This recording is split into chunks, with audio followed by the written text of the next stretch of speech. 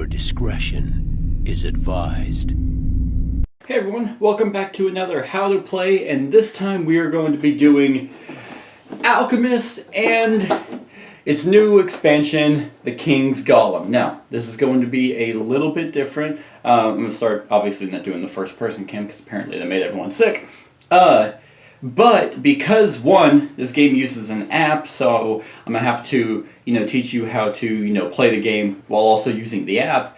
And then also, because it's also a deduction game, I'm going to also have to teach, how to do the deduction part. And I think I'm pretty good at that. So, first we're going to jump into the setup, and I'll make sure to mark the differences of what's set up between the new expansion and just the base game. Okay, so this is the board all set up with select options and variants from the expansion. Now I'm using 3 out of the 4 variants from the expansion. The only one that's not here is the Golem Encyclopedia. The rules say that you have to play with this to play with the Golem expansion. This is a separate board right here. I don't believe that's the case because I played with the Golem and it was just fine. So this is a board set up with everything, and one by one I'm pretty much just going to say what you have to do to set it up. So the game comes with these little trays. I separate the trays out with gold and just set it right here on the tower area, and then all of the symbols, the blue, green, red, and white symbols, I put them all in there and I set them on this tree. One of the first things that you'll probably do is you will get these ingredients. You will shuffle these and then place 5 ingredients down here on this track. If you can see, there are spots for them to go there. Then, just another easier one is these are favor cards. You will shuffle those, and if you are playing just the base game, you will only place them there. And then now, if you're just playing the base game, there are these, basically items that you can buy at the shop. In the base game, you will take all of the level 1s, there's level 1, 2s, and 3s, you will shuffle all the level 1s and choose 3 of them and place them right here on the spot. With the expansion comes a new tile, basically a 4th spot for you to place. But it costs 1 less gold, but you need a favor of the king. That's what the royal seal, the purple is. That's what that is. And you will place that over this spot with the Chinese guy. You'll place that over that, and then just randomly place a level 1 there. Also, way over here. There we go. Right over here. These are the level 2s and then level 3s, and that is open knowledge. So after a conference, which I'll explain later, the level 1s go away from off the board and the level 2s will come down. So you will actually, you can plan ahead for that. And like I said, with the base game, you only have 3 level 1, 2s, and 3s. In the expansion, you have an extra one that will go right on that new tile. Next, also from the base game, and even with the expansion, right up here at the top, that's basically like the conference tile, I guess. Not really, but like the theory tile it's a separate board, and you will take there we go. You will take the matching grants. These right here are grants. You will take those and you will place them. There's like a little faint symbol that you just place those on. Those will always go there. You will take one of your flasks and place it on the 10. This is a victory point marker, and that corresponds to a lot of stuff. And then if you're playing with the Golem expansion, you'll add the Golem. And then let's see what else is there. Also, if you are playing with the Golem expansion, you will have this whole separate sideboard right here with the Golem, the new area with the shopkeeper, and then the library. You'll place that over somewhere near, probably to the side. This would make the most sense. And then you will take these king tiles, and basically on them for the number of players, so I've set it up as a 4-player game, you will remove anything that has 4. If it was a 3-player game, you remove the ones with 3 and 4, and just that's pretty much that. You take these, shuffle them, and I kind of place them down there, just easier spot. And then you'll flip over the first one, and that will tell you how many royal seals there are whenever you go to that to try and animate the golem. Also, right over here is basically the turn order track. Everyone will decide what time it is to wake up. Base game, it is just this. It is just this little area there. But in the expansion, it came with these busy days tiles. So this is for rounds 1 and 2, 3 and 4, and 5 and 6. And then you'll basically flip over the first one for rounds 1, and you'll just place it over that, and it kind of makes it a little bit different than just the base game. So if you are playing with the busy days variant, you will have those at your disposal. Also, way over there are basically the I don't know, the cauldron area. That's a board that each player will have. If you're playing the base game, everyone starts out with 3 ingredients and 2 gold. But there is a variant as well that comes with these cards, and you deal 4 out to each player, and they choose 2. So this is a different way of starting the game. So if you choose 2, you would start out with 1 gold, 1 ingredient, and 1 more reputation. So if I started with these 2, I would start with 1 gold, 1 ingredient, and 2 extra reputation and 2 favors. So deal 4 out to each person, and that is one of the variants. But the base game is just 2 gold and 3 ingredients. If you're playing with the apprentice variant, which is really the only time I've ever played. Last thing you're going to have to set up is basically the adventures that are showing up. Each round there will be a new adventure, except for rounds 3 and rounds 1, 2, 3, 4, 5, and round 6. So you will shuffle. These are the adventurers right here, and then these are the new conference tiles, or pretty much conference tiles for each individual round. So on rounds 3 and round 6, there will not be any adventurers to buy from. So shuffle the adventurers, place them like with 1 adventurer, then the conference. And the reason why 1 is because the first round you actually can't sell to an adventurer, so I just place 1 because no point putting 1 on and then discarding him. And then you put 2 in between the first conference and the second conference, and then at the very last round you can have 1 more to sell to, trying to get some gold. And you will place those right here on this area. Oopsie. And then alright, so that's how you set up Alchemist. And now I feel like it'd be a good time to kind of go through my teaching of the deduction for both just the base game and for the golem, because it'll kind of make more sense on some of the and I'm going to be the one teaching you. Some of the actions in this game. It would make a little bit more sense if you kind of already knew how to run with the deduction mats. So that's what we're going to be going to now. Okay, so I know I have the app all set up here. The app is pretty much self-explanatory, and I'll explain a little bit more of the app as I go through the individual actions. But first, I wanted to teach you how to use these deduction papers. The point of the game is to figure out the alchemical symbols of each ingredient, and you have a bunch of different ingredients that make a little bit more sense with your little player area. But essentially, let me just go ahead and grab my little area so I can tell you what's what. Everything's kind of color coded, so unfortunately this is not colorblind friendly. But the purple are mushrooms, the green are these things, I don't know what those are.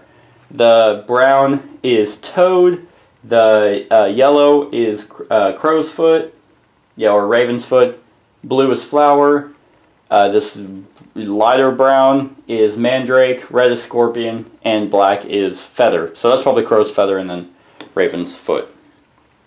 So if you're playing with just the base game, this is the one you will be using. Nothing extra on it. But if you're playing with the expansion, you will be using this one. Now the only difference between the two is that you have this extra golem thing underneath it, and you kind of have a sun and moon symbols on the side, and then kind of a way to deduct. But to teach you the base game, I'm going to just be using this one. It's way, way simpler, as I'm stepping all over my camera. Okay. Now this may seem a lot more confusing than it is, and the reason why I'm teaching you this now instead of after all of the, I teach you all of the actions you can do, is because some of the actions, rely heavily on this. So, whenever you are doing any action, how you're going to figure out what the alchemicals are, you are going to be scanning these ingredients, and that's what the app is for. I have set it up to where you can just do it, you select them by hand instead, because it's just easier to teach that way. So, whenever you gather ingredients, and you'll start with some ingredients and stuff like that, you will scan them as one of your actions. Whenever you go to test on a student or drink a potion, which is basically test on yourself. So let's just say you have scorpion and that green thing. Okay? So that by itself, yeah, loud noise. Those two ingredients produce a minus red, which is actually poison, and there's actually some effects to that in-game because I tested on myself. But so now you know for a fact, because everything has its particular symbol on here and its particular combination of, so for example, like every game, the scorpion could be, a minus green, a positive red, and a minus blue. But in this game that a scorpion and the green thing produce a minus red. So you can know for sure the green thing cannot be a positive red. So you can literally just mark all that out. That is how you deduct. So you basically already find out half of it. And same for the scorpion. There we go. So, like whenever we're looking at this, because you used green, the whatever root, the root and the scorpion, and they came with a minus red, you can for sure say that they cannot be positive red. And that's how you pretty much figure that out for everything. So let's drink another one. Let's do toad and flower. Toad and flower are positive red. So whenever you go on here, you can mark out all of the negative reds because they cannot possibly have a negative red in it whenever those two produced a positive red. Now, yeah, that's right. You gotta be careful whenever you're marking stuff out because you'll lose if you incorrectly mark them. So now, since toad and flower produced a positive red, you can go on here and be like, oh, okay, so now I know half of it. Okay. Well, that doesn't really help a lot whenever you still have 4 others to choose from. So now that's what the point of the game is. You start doing more and more different combinations. So let's just do toad and mushroom. Toad and mushroom is a positive blue. So on toad, right here, you would mark out all negative blues. So that's a negative blue right there. There's a negative blue right there. So now there are two options for toad. Right here and right here. And you can also do that for, what did I do? Mushroom. Mushroom was purple. So now, mushroom, you can mark out all negative blues. And so you start to learn a little bit more about every ingredient as you go. I do want to say, though, you will never find out all of them for sure just by, testing. You don't have the time to figure out all of them. But there's deduction and other ways you can figure it out, and that just comes with a little bit more experience. But let's see if we can figure out. Okay, so with toad and I believe that was mandrake. Yeah, toad and mandrake. That came out a positive green. So out of the two options we have for Toad, right, if that'll focus, that one's a negative green, and there's a positive down here. So, because of, process of elimination, we know that Toad cannot have a negative green, so we have now figured out that Toad's alchemical symbol for this game are all positives. And you do that for all of them. And also, what did I do? Mandrake. Mandrake was this one, so you would just mark out all the negatives because Mandrake cannot possibly have a negative green. So you just kind of found out a little bit more. So in just 4, let me zoom out a little bit. In like 4 or 5 different testings, you have figured out that Toad is all positive. And that'll make more sense of why you're trying to figure that out. And then you marked out a whole bunch of other stuff with the rest of the testing. You basically find out 2 things for 2 ingredients, but if you have to narrow it down, you have to focus on 1, maybe 2, and you can find maybe 3 in the entire game. But that is how you figure out the alchemical symbols in the base game. Okay, now I'm going to teach you how to use the Golem expansion. Now bear with me, this is going to be a lot of back and forth on this because it's just gonna just to get the combinations with just doing it by hand instead of playing the game. It's just how this works. So what comes with the Golem expansion is you can now visit the library, and the library will tell you what like the solar or lunar aspects of these ingredients are. It's basically a quicker way of knocking out half of the ingredients. So just for teaching's sake, I'll just be going to the library and figuring out a whole bunch of them. Just bear in mind you don't have all the time in the world with this game to do this, so you can't figure out all of them. But I am going to teach you how to also figure out the Golem expansion because for me it was a little bit difficult. So whenever you visit the library, you actually get annoying music like that. You are given a plethora of options. You're given 4 ingredients at random of what you want to try and figure out what it is. So if we'll just do scorpion. Okay, so you select it and you hit confirm. This tells you that scorpion is solar. So you know for a fact through deduction or process of elimination or common sense, you know, and it's right here down on the side, so there are, the solar and lunar. You know for a fact that scorpion, which is the red, cannot possibly be lunar because this is telling you that it is solar. And see how quickly that just basically knocks out half of them. And so, let's see, I'm just going to do it for a lot of them. So that is mushroom. Mushroom is lunar, so you know that it can't possibly be solar. And let's just do a few more. We'll do toad. Toad is solar, so it can't possibly be lunar. And then we'll do flower. Flower is also solar. This is just a quicker way to knock out a bunch of them without actually testing on yourself. Now, whenever you go to visit the Golem, the Research Golem space, you'll go on the app, click Research Golem, and test Golem. And you basically choose one of the 8 ingredients to see how it's going to react. And the Golem will react either by steam coming out of his ears or lava coming out of his chest. Something like that. You know when you animate him whenever his eyes light up. So since I did 4 of these, let's just do the scorpion. Okay? Now, this tells me that that scorpion activates only his chest. So you can kind of mark it like this. Let me show that up. Down at the bottom, this will tell you, hey, it marks scorpion activates his chest. Yay! So I kind of do a check mark, and We'll do, let's see, test Golem, and we'll do all the 4.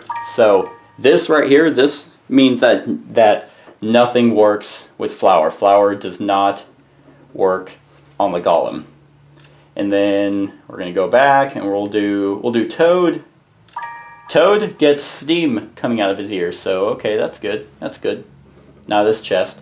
And then the other one was Mushroom. Okay, so that was nothing. Now, what you do with this information, kind of figuring out how to reanimate the Golem or animate the Golem, is a little bit different than the rest of them. So what I'm going to do is I'm going to go through all of them just to get all the just to get perfect information, which you won't have in this game, but just for teaching's sake. So this tells you that this thing, I wish I knew what that was, activates both his ears and his chest. Okay, all right.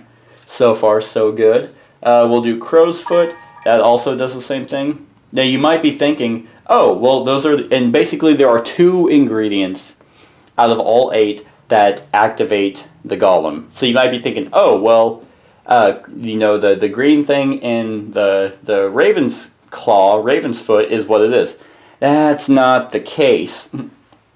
And I'll tell you why. So let me just get perfect information. So I got Mandrake. Mandrake activates his chest, not his ears. And then last one would be the... Alright. So, what this tells you is basically whenever you're trying to animate the Golem, it goes off of the size of the 3 different colors, you know, red, green, and blue, if that makes any sense. Because if you can tell, right on here, they're different sizes. So like a big green, and then little red and little blue. So that does matter. So let's see if I can just do enough to figure out. I'm gonna do Toad. Toad has a positive blue. Actually, I think if I was doing this right. Oh yeah. So Toad was all positives. All right. If I'm not mistaken, I could just go to the final round. You know, I am going to do that. Just go to show answers, end of the game, just to figure out what all of these are, just so I can teach you guys. Don't ever do this during the game because that's cheating, and you'll be punched in the hoo-ha. So I just basically circle all these. So Toad was all positives, like I knew. And then Scorpion is a minus positive. And then, let's see, Crow was all negatives. Flower was minus, positive, minus. Minus, positive, minus. And each one of these, none of them can match. So if you ever, a way to, you know, deduct and figure out what's what, is if you're ever stuck between 2 ingredients and you're like, oh, well, you know, there's no way that, you know, Scorpion could be all positives because I know that Toad is all positive. So that means you can just mark out everything else because you know that Toad is all positive. So that's just one way to actually do it. And then the Claw is minus, positive, positive. Where is that? Minus, positive, positive. And then positive, minus, minus. Positive, minus, minus. Is that all of them? Everything except the Mandrake. That is positive, positive, minus. Okay. Alright, so that's everything. That's just, I'm not going to show what the Golem is because I want to prove that I actually know. Okay. So, I figured out, you know, because I'm awesome at this game, what every ingredient's alchemical symbol is. And what that, like I said, what that means is the different positives and minuses of each color. Now, to animate the Golem, you basically would disregard the ones that gave you nothing. Like, for the ingredients. So in this one, you would disregard, disregard the feather, and you would disregard the mushroom. That's just an easier way of doing it. Okay. So, whenever you're trying to figure out the different combinations of the Golem, like what activates what, you will look at basically what activated his ears. Like, what I do is I look at the like the ones that don't have both. I just look at the ones that have one. So Toad, for example, only activated his ears. I hope this is all making sense. They only activated his ears, and you know that Toad is all positives. This is actually pretty good. All positives, and but you're not looking at the symbol, you're looking at the size. So for Toad, they are all big. So a big green, a big red, and a big blue. That means you know for 100% certainty that the ears cannot react to a small blue, a small green, and a small red. You know that because the ears reacted to all bigs. Now you're going to get things that are going to contradict you, but that's just going to happen. So you know for a fact, hey, Toad was all positives, they were all bigs, and the ears reacted whenever I gave him a Toad, so that means it cannot possibly be any smalls. And so you just kind of do that. You kind of look at, okay, well, what else? Oh, did I mark that out? Oops, I didn't mean to mark that one out because the ears reacted. So ignore that. Ignore that line. So you also have, clarification that the feather reacted, and those are all bigs as well. So that just kind of confirms that. Now, if you were to look at the chest, let's see. The chest reacted to a big red, so that means you know the chest cannot possibly react to a small red. Therefore, you know that the minus reds are not what's used to activate the golem. And then they also activated to a small green and a small blue. Therefore, you know for a fact the chest cannot cannot activate to a big green and a big blue. Yay! And then you just kind of go through that. So this is pretty much the same size as that one. And now this is where you start looking at the ones that activated to both.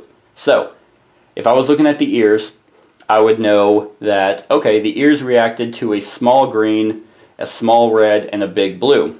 Therefore, but I know that it cannot be a small green, a small blue, and a small red. So, okay, well they activated to a small red, therefore it cannot possibly react to a big red, and it activated to a small green, therefore it cannot possibly be a small or a big green. So now we know for 100% certainty that the ears react to a big blue. I really hope this is all making sense because it's making sense to me. Alright, so now we know that the ears react to a big blue. Okay, well what about the chest? Well, you can pretty much do the same thing. Okay, well the chest also reacted to a small green, a small red, and a big blue. So the chest cannot react to a small blue because it reacted to a big blue. But also earlier we found out that the chest reacted to a small blue, so it can't react to a big blue. So it kind of contradicts and cuts both those out. All right. Well, it reacted to a small red. Therefore, we know it cannot react to a big red, and through process of elimination, we know that it is the ears react to a big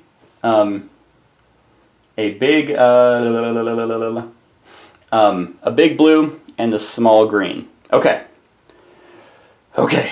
Now, whenever you figure that out, you basically follow this arrow down, and you now know that the golem reacts to alchemical symbols that are a positive blue and a negative green, and the same size. So now what you do with that, to actually animate the golem, you look for the two ingredients that have both these symbols. So there's a big blue, a big positive blue, and a minus green. So, well, which one has those? Well, Scorpion has a positive blue and a negative green, so it's Scorpion. Can you still see all that? Yeah, let me kind of zoom in a little bit more. So Scorpion has that, and also there is it and Crow's Foot, because Crow's Foot has that negative green and the positive blue, as does Scorpion. So whenever you go to animate the Golem, you go to Research Golem and Animate Golem, and then you would scan the 2 ingredients. Actually, no, I don't think you scan. I think the king provides you with the ingredients. So Scorpion and Crow's Foot, because Crow's Foot has both of these symbols that we figured out through process of elimination. There's the minus green and the positive blue, and then for Scorpion there's the minus green and the positive blue. So you would pick those 2 ingredients and hit confirm, and it's going to go through this animation that you can't fast forward. Move that over so you guys can see. I really hope I'm right, because that's going to be embarrassing. Yay! Yay, I'm right. And that's what's going to happen whenever you figure it out. Just a check mark. So now he's alive, and you get a lot of points that way. So that's how you animate the Golem. That's, I mean, a very simplified and quicker version. You're never going to have that perfect information, but it is possible. I have done it. So that is how you basically play this game. That's the Golem expansion. That's just a different way of you know, playing this game. The base game is literally just this pad. No Golem, no sun and moon, just activating and scanning ingredients, and then testing them and figuring out. You're literally just figuring out the alchemical symbols. So I hope that helped. And yeah, so now we're just going to go on to the actions. Woo! Okay, so now we're going to go through the actions, and now it'll make a lot more sense. What you are going to have to do, and by half, I mean you have to do it. You can play this game without an app. It is awful unless you have a friend who does not mind just sitting there and telling you guys what the ingredients are. And on the rulebook, I don't have the rulebook out, there's actually a QR scanner, but literally you can just go on any iOS, Android Play Store and download the app. It will look like a flask, and so you will have the app at your disposal. So what I'm going to do is I'm going to, whenever you download the app, you'll click Start New Game, and then it'll tell you if you have the expansions. I'm going to click on the expansion just because it's easier to teach, because it just adds the extra spots. Now, what I'm going to do is I'm going to go through basically a basic turn and explain each spot and how you will place your cubes. Obviously, I'm going to be doing it for just one person. There's no point in having every player up, but this is for a 4-player game. And then, yeah, I hope this is working. So let's just go on to how you start your turn. Okay, so right over here is kind of the time of day turn order track. That's basically, thematically, it's what time you want to wake up. And there's actually a thematic reasoning for each one of these spots. Basically, if you want to go first, and guarantee you're going first, you have to pay a gold. This is thematically that you didn't even have time to make yourself breakfast, and you bought some food on the way out. The rest of it is, as early as you get up, which is from top to bottom, you go out and forage some ingredients, or if you woke up later, you had some time to do some favors for the townsfolk. It's really awesome. I mean, it's a CGE game. So, the person who has the starting player token will take one of his flasks and place it on this track. The very bottom one, if you can see that, is if you get paralyzed from testing on yourself, that just means you're definitely going last. So you decide how early you want to get up, and everyone will do this. So we'll just make it easy and go here. Yeah. Once everyone has done that, they will get the ingredients, or they'll get the items listed there. So I would get one ingredient, which is the stupid green thing, and then one favor. If it says pay immediately, trust me, that's what it says. You piece of shit. There we go. Pay immediately. You have to do that. Pay immediately. Draw 3 ingredients and discard 2. So Yay! So, well, it's going to be, so I get 3 ingredients, and then I have to discard 2. So, this is kind of how you figure out, oh, well, what do I need to, deduct and figure out for the ingredients. And unfortunately, I got a variety. But I hate the green thing. I want to know what those 2 are. And you just discard them. So, everyone will do that. Then, throughout the game, you will have certain action cubes. If you played any CGE games, this will be familiar to you. But on the very first round, based on the number of players, in a 4-player game, you only have 3 action cubes. The rest of the game, you will have 5. But the first round, you only have 3. Now, in the first round, you only have a certain number of actions available to you. The actions for the base game are forage for ingredients, visit the wise old alchemist who turns ingredients into gold, because he's like the only one who's figured it out, sell to the townsfolk. If with the expansion, it's test and animate the golem. There we go. This is Louis. Test and animate the golem. Go to the shop. That's one for the expansion. This is the base game. Test for buy an item. This is visit the library. Also expansion. This is debunk a theory. This is publish a theory. This is test on the eager intern, and this is test on yourself. So those are all the actions that are available to you. Now, in the first round, you are only limited to a certain number of actions. You can go get some ingredients. You can transmute an ingredient so you can get some gold. You can buy an artifact, and then you can test on a student and test on yourself. Those are the only actions that are available to you in the first round. That's why I don't place the extra adventurer on, because they go away. So it doesn't make any sense if you can't even go there. So depend on how early you wake up, which is dedicated or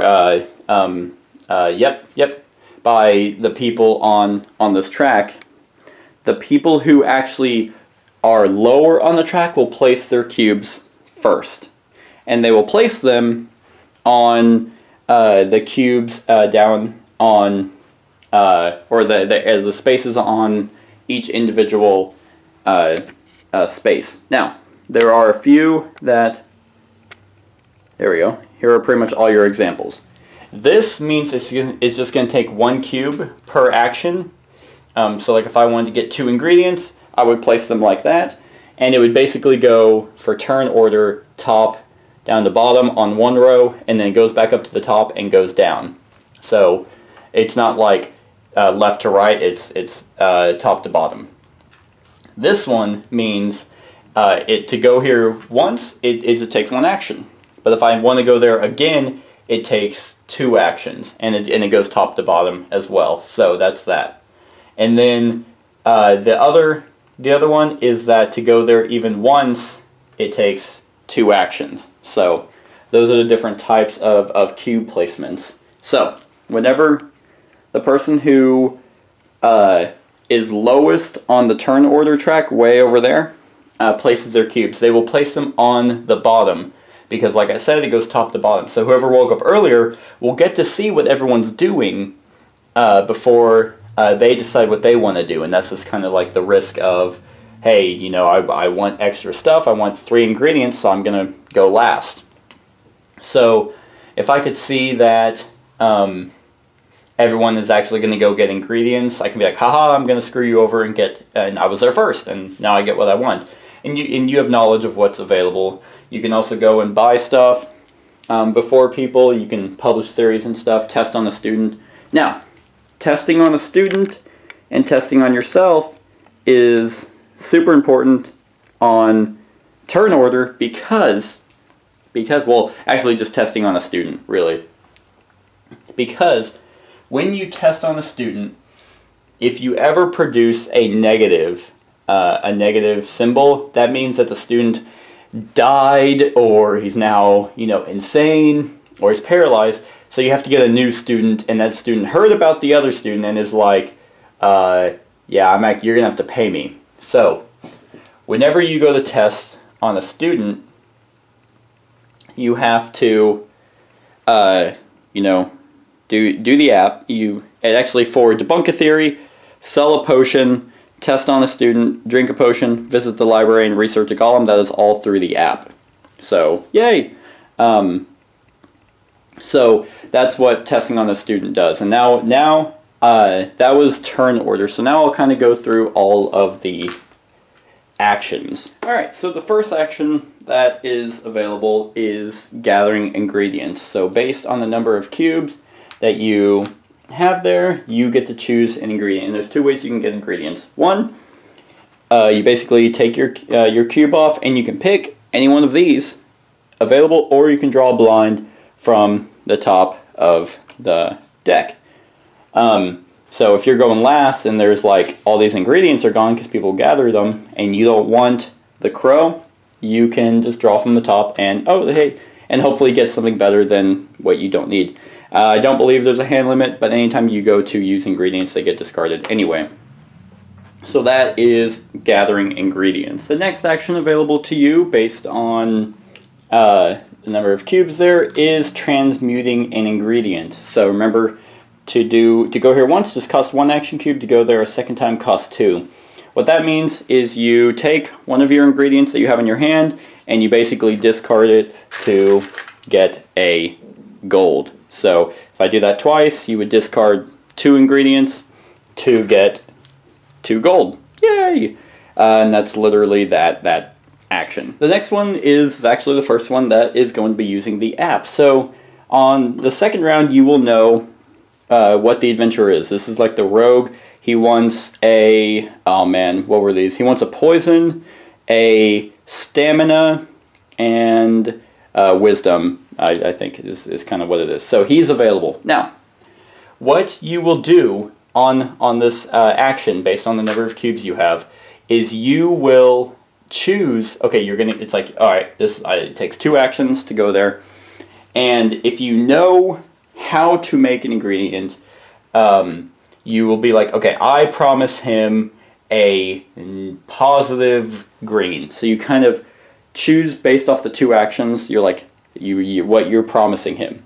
Then you will decide there are 4 options you can give him.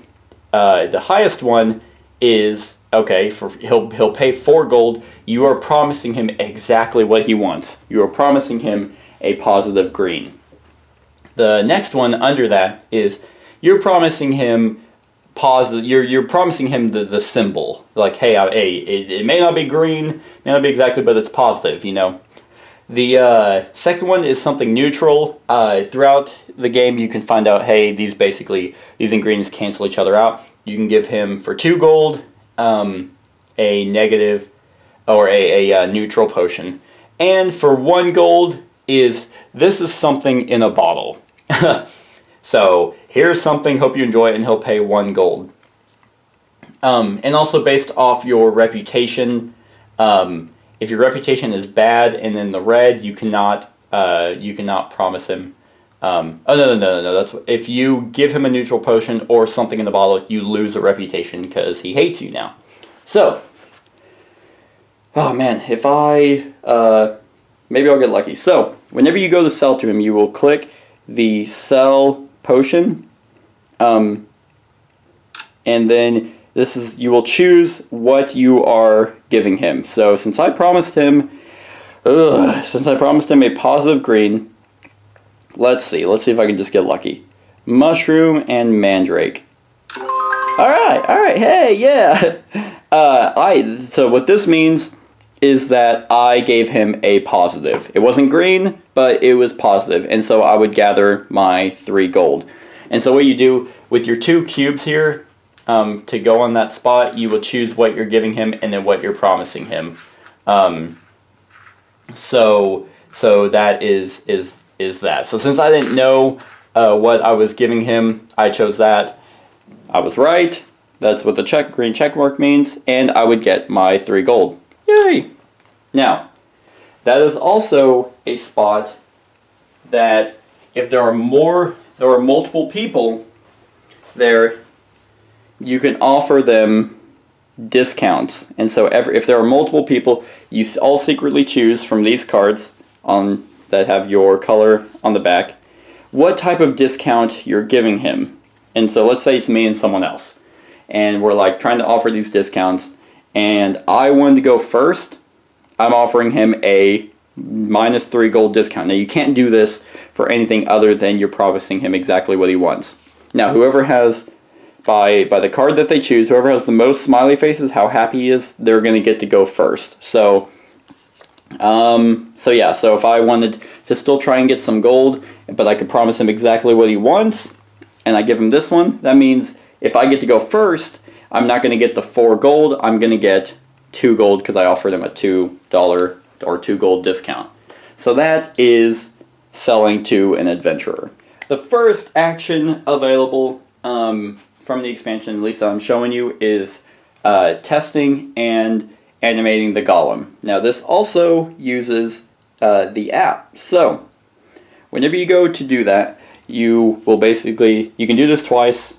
So you can, and you have to have the ingredients. So if I went here, and these, oh shit, fuck me. These are king seals, and they basically allow you to, you have to have them to go to the library, and you have to have them to buy the special ingredient or a special item at the shop. So you will go and click on the research Golem, and in this case I'm just testing the Golem, and I just want to know what the green thing does.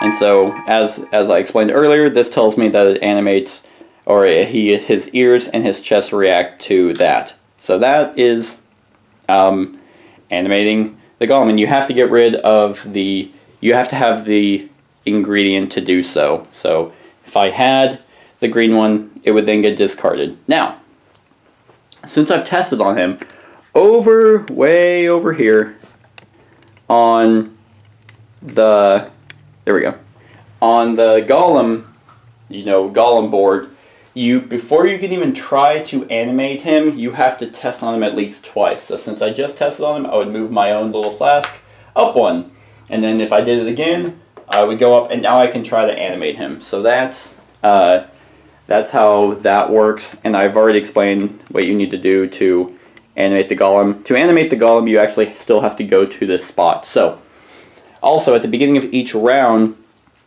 there are these King's tokens. So these will tell you how many seals will be there, so it's kind of more enticing to go here, because there may not be as many seals. So since I went there, since I was the first one, I would get a seal. So if you're going last, they may be out. And then if you try to animate the Golem, then you would actually, and you failed, you would lose 2 reputation because the king's like, you fucking suck. So that is the Golem space. The next space is buying an item. I don't remember exactly what, buying an artifact, sorry, same thing.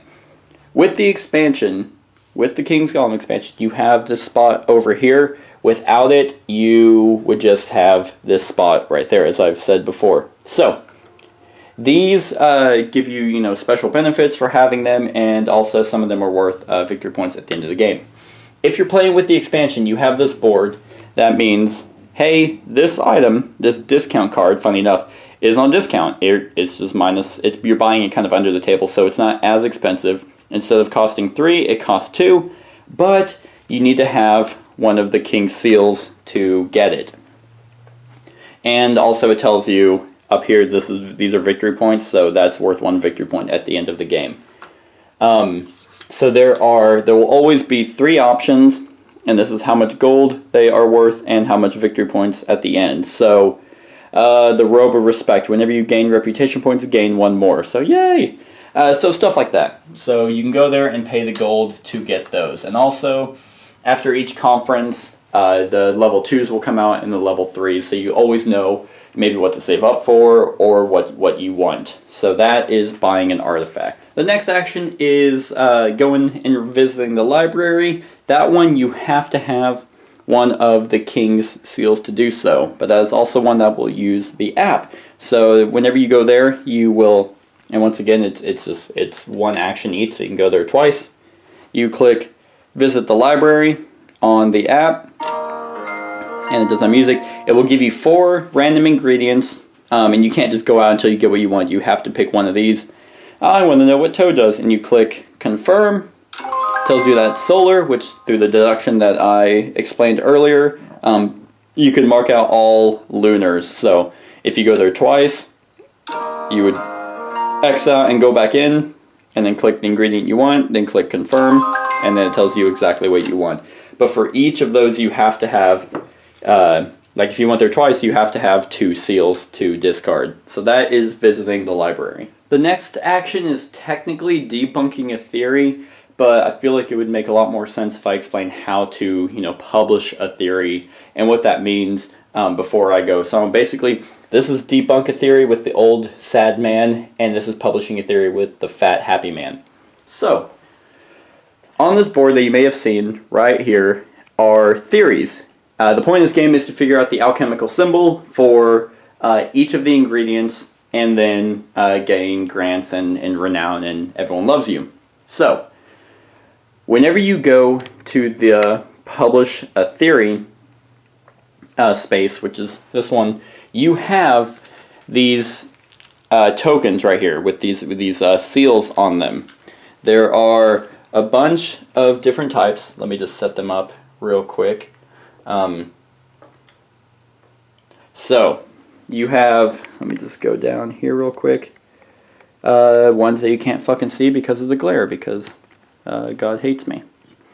So you have 5 different types, but you have multiple ones. So you have one that is gold. That's going to be 5 points if you are correct. You have one that is silver, which is 3 points if you are correct. And then you have these 3 question marks for each. Hey, stop it, camera. There we go. For the different colors. Whenever you go to publish a theory, you basically will choose one of these, and then you will also choose these symbols right here. What these mean is that's your theory. So you will choose one of them. Let's just say earlier I knew what Toad was. I will choose, okay, the positive, all positives, and then way up here on the track, you will take the corresponding alchemical token and then place it on the ingredient that you're publishing a theory for. Hey, I feel like I know what Toad is. So there's these question marks. You will place the alchemical symbol token right where the ingredient that you're proving is. So for Toad, so that's where you would place it. And then you would take one of those 5 tokens that I just showed you earlier with your symbol on it, and then you will place it face down. So since I knew for 100% certainty that Toad was all positives, I would take my gold and place it there. And you would place it face down. Now, to publish a theory, it's going to cost you a gold because they're not just going to do it for you for free. But you will also gain a reputation for doing so. Also, now let's say I didn't know. Let's say I knew it was positive red and positive blue, but I wasn't quite sure about green. So you could do this. You could take your 5 and hope that you're right. Or since you're not positive about green, you can take the question mark green and place it there. Each spot for each ingredient can only hold one of your colors, so you can't have like all your 5s on one spot, because that's how I'm triple sure that I'm correct. So since I'm not sure about green, you would put your question mark green there, because if someone goes to debunk you and they're like, hey, I'm proving you wrong on green, you're not going to lose any points or reputation because you're like, hey, I wasn't sure. So I'll explain that a little bit more with debunking a theory. So that's how you publish a theory. Also, on the publish a theory spot, if you go to, you can also endorse a theory, which means you pay a gold. So let's say I have 2 gold. You pay a gold, and then you give a gold to the person that you're endorsing. So if there's another person here and they're like, oh, I know that Seth is right on the Toad, then they would also take one of their seals of their color and place it under there, and they would pay me the gold. So that is that spot. Now, that's publishing a theory.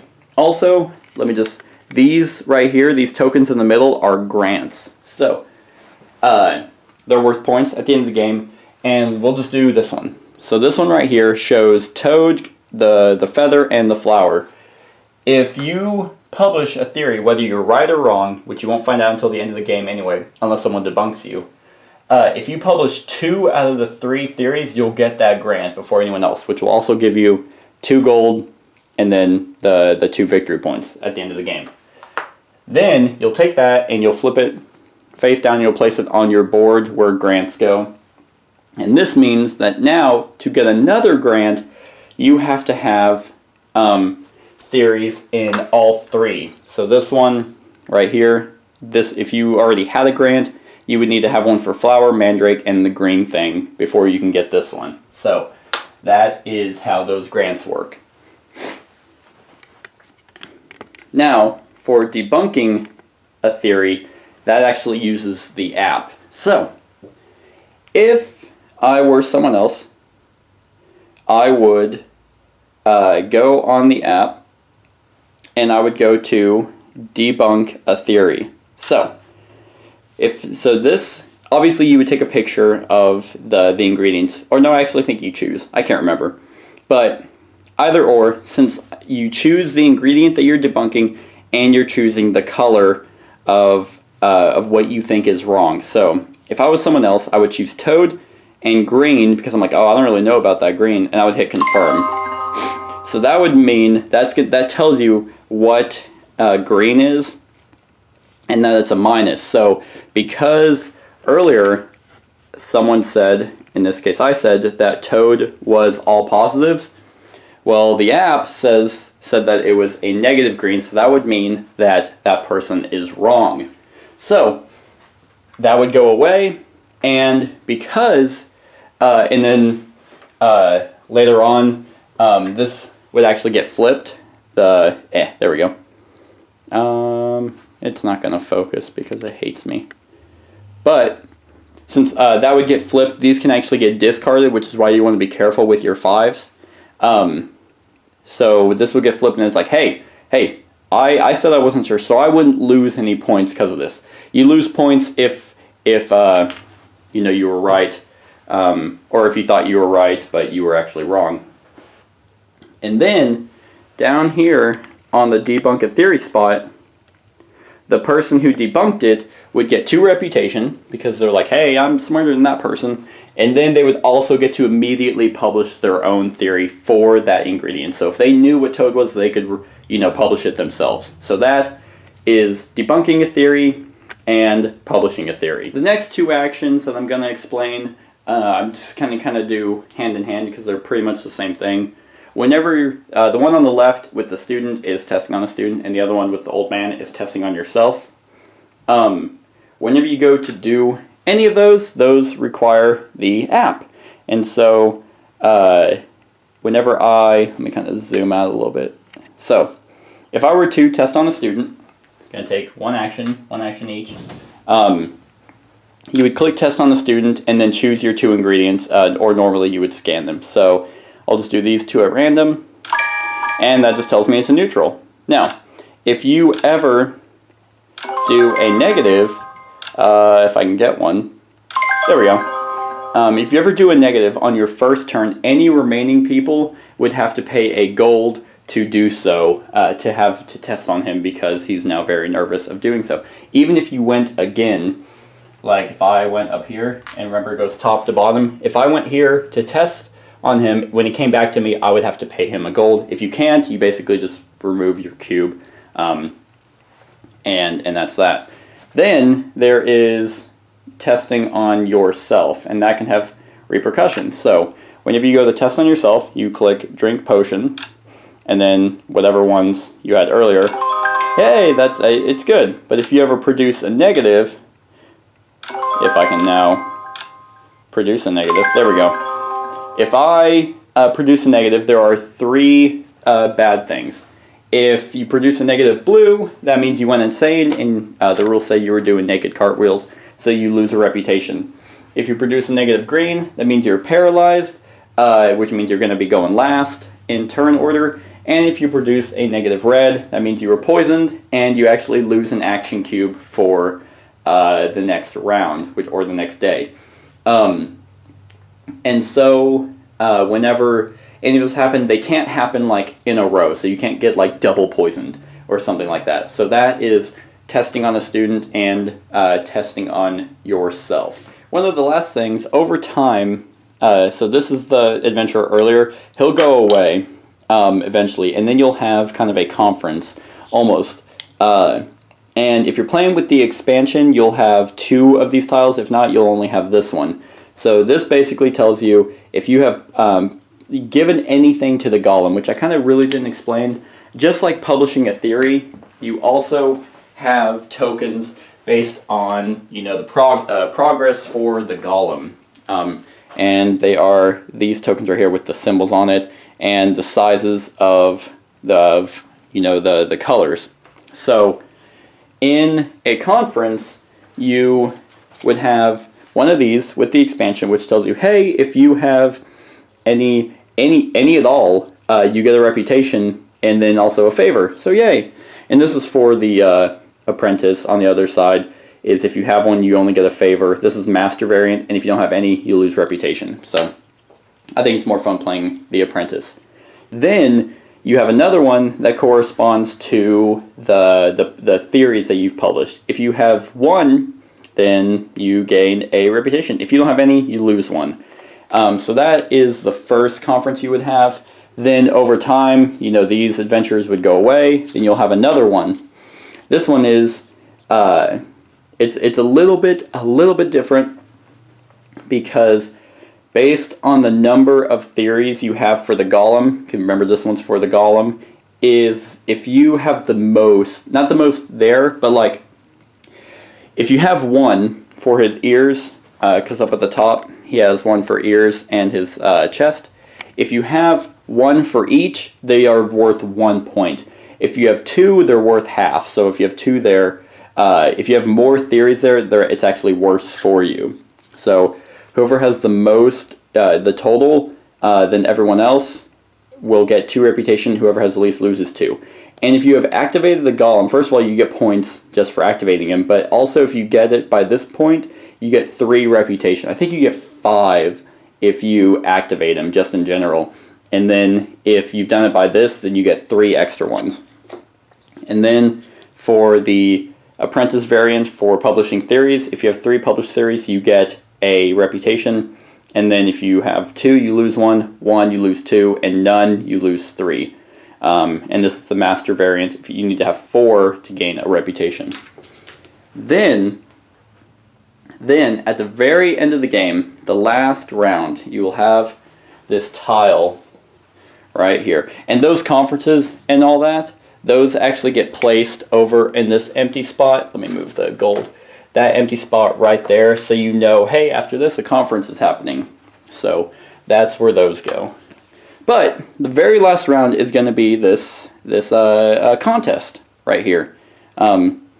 And then, yeah, one's for a 4-player, the other one's for a 2 or 3-player. So, very last round, you will go on the app, and up at the top, you will click Final Round.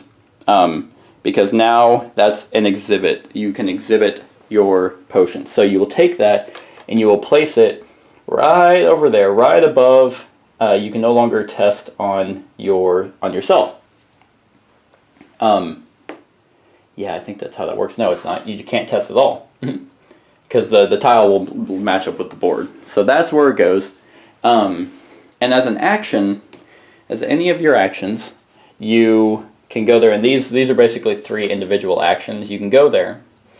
And these are ways to get reputation. So if you know how to make something, on your turn, whenever it comes here, you will go like, oh, I know how to make, a positive red. I know how to make a positive green, and I know how to make a negative blue.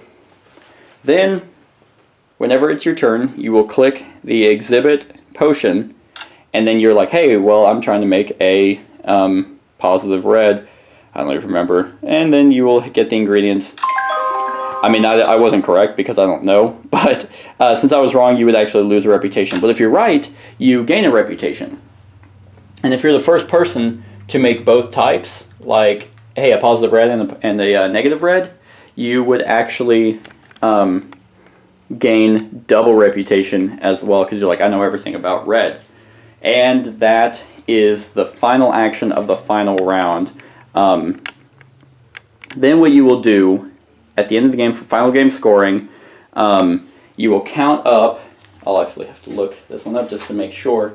Final game scoring, you will all the reputation points that you've gathered, which basically is you moving around this track and stuff like that. That'll be there, and then for any ingredients or any artifacts that you bought, you will count up those. Gold, for every 3 gold you have, that's worth 1 point. If you have any favor cards in your hand, you can exchange those for 2 gold pieces. So if I had 2 favor cards, I can exchange these for 4 gold pieces, so that's 1 point. And then the grants that you have, so those are worth victory points as well. Those right there. And then basically it's called the big revelation on how of the grants that you got. So if you were correct on any of your grants, you would basically calculate that based on the seals that you put there. So if I put, my gold 5 on one that was correct, I would gain 5 points. But if you're wrong about that, let's say I was like, I know Toad was all positives, but I had this there. Well, that's wrong, and you actually would lose 4 points for that. And if it's an unstarred one, like the question marks, if you were incorrect about that, you're like, I wasn't sure about blue, but blue was actually correct, and green was wrong, you would lose 4 points as well. But if you're properly hedged on one, like if that was blue and blue and blue was wrong, then you don't lose any points for that. So that is final scoring with the base game. But there's also final scoring with the Golem as well. If you have activated the Golem by the end of the game, then for every correct token, let's say it was, big blue for the ears and little green for the chest, for every correct token there, that's 4 victory points, so that'd be 8 points total if you were correct on both of those. If you have 2 tokens there, then you get 2 victory points, and if you have 2 tokens there with no correct icon, you lose 6 victory points.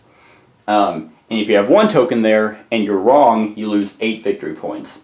Then, if you have successfully activated the Golem during the game, that's, like I said, 5 points. So that's initially what? If you're correct on both of those, that's 8. That's 16 points that you get if you activate the Golem and you're correct on both. So then whoever is highest on this track, yay, I got all the way up to 50, I'm amazing. Whoever's highest on the reputation track is the winner. Oh, man. All right, and that is it, everyone. That is how you play Alchemist and the King's Golem expansion. I hope I did a good job teaching you how to play. This one was probably the most difficult how to play I've done yet. Maybe a few things I didn't explain was there's this little token here that kind of keeps track of what's worth points at the end of the game. I didn't really show the cauldron area because to teach the game it was easier not to just try and scan stuff, but this is the little cauldron area. You kind of build it. The rulebook tells you any ingredients that you scan and you figure out their symbol, like, oh, I know that mushroom and crow is a negative green. You basically find the token and place it. You just slot it in there. And then you also have this little board right here that you will place, because everything is open knowledge of what you have created. So if I made a negative green, then I basically take that and place it on this board. So they know I know how to make negative green, but they don't know what makes it. And then the game uses your camera. It does a pretty good job scanning, but there's a little cauldron here that you place the cards, up on the top, so you just kind of slide those in, so they kind of fit right there, and you can scan those with the camera.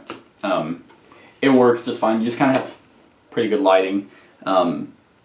But yeah, that is how you play Alchemist and the King's Golem expansion. That was wow. I hope that worked. If I made any mistakes, I don't think I did. I feel like I played this well enough. If I made any mistakes, just make sure to let me know in the comments below, and I'll love it and like it so people can see it. But other than that, I hope this was useful to you. Hope you want to play the game and have fun doing so. But other than that, like, comment, share, and subscribe, and have a wonderful whatever time of day it is for you. Hey everyone, thank you for watching, and I hope that you enjoyed the video. If you want to help out the channel, I have my Patreon link right there. If you want to make some suggestions on board games you'd like to see us run through, I have my board game geek list right there. And if you want to just, like the Facebook page, I have my Facebook link right there. And have a wonderful whatever time of day it is for you.